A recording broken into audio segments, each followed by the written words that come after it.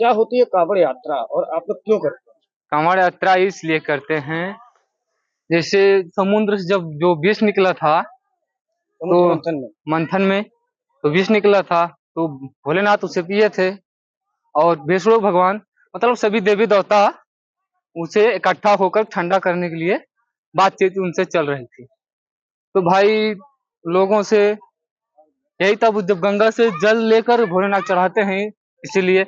और भाई हम सबकी मनोकामना बहुत पूरी होती है। कांवड़ यात्रा इसलिए मनाई जाती है कि समुद्र मंथन के बाद जो विष मिला था उसको भगवान शिव ने अपने में धारण कर लिया, पी लिया। उसको पीने के बाद उनका कंठ गर्म हो गया, तो तमाम देवता ऋषि मुनि मिल करके कांवड़ ले जा करके भगवान शिव को गंगा जल अर्पित किया, तब उनकी कांवड़ ठंडी हुई।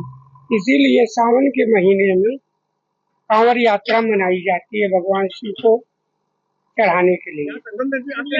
नहीं, दशाश्वमेध। ये कुछ तो लोकल जाते हैं और कुछ तो जाते हैं वहाँ, क्या कहते हैं, बनारस बाबा विश्वनाथ, और कुछ चले जाते हैं वहाँ बाबा बैजनाथ धाम। और यहाँ से जितने ज्योतिर्लिंग है यहीं से अधिकांश जल जाता है, या तो वहाँ से जाता है बाबा बैजनाथ धाम के बगल से। सावन का जो महीना है वो भगवान शंकर को अति प्रिय है। इसमें कई कथाएं आती हैं। जैसे सावन को समुद्र मंथन से भी जोड़ा जाता है। जब देवताओं और राक्षसों के द्वारा समुद्र मंथन किया गया था तो उसमें कई प्रकार की वस्तुएं निकली थी। उसी में हलाहल विष भी निकला था, जिसको भगवान शंकर ने अपने कंठ में धारण कर लिया था। तो जब भगवान शंकर को उस विष से ताप होने लगा और प्रकृति में उथल पुथल होने लगी, तो उस समय देवताओं ने भगवान शंकर का जलाभिषेक किया था, जिससे प्रकृति में जो उथल पुथल हो रही थी और जनमानस में जो ताप उत्पन्न हो गया था वो कहीं ना कहीं कम हुआ और भगवान शंकर उससे प्रसन्न हुए और उनका ताप हटा। तो सावन का महीना भगवान शंकर को इसलिए भी प्रिय है। और जो कांवड़ यात्रा होती है, ये सबसे पहले देवताओं ने भगवान को कांवड़ के रूप में जल अर्पित किया था, तभी से कांवड़ यात्रा का आरंभ हुआ है।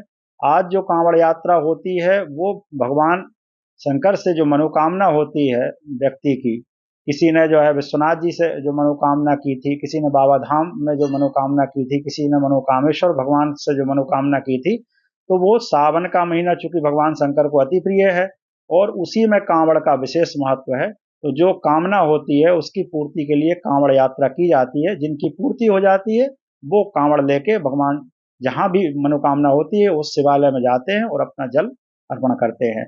वो एक व्रत है कांवड़, उतने दिन तक वो अनुष्ठान व्रत उठाया जाता है और जब वो पूर्ण हो जाता है तभी जो अनुष्ठान होता है वो पूर्ण माना जाता है। इसमें कोई विशेष पूजा होती है?